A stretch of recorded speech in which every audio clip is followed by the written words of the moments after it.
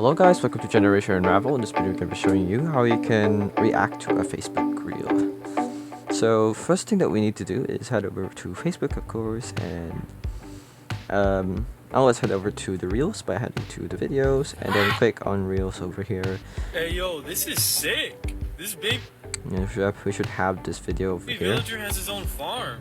Good job, little man. And now in order to react, what people usually do is just click on the like button over here and it just likes the video.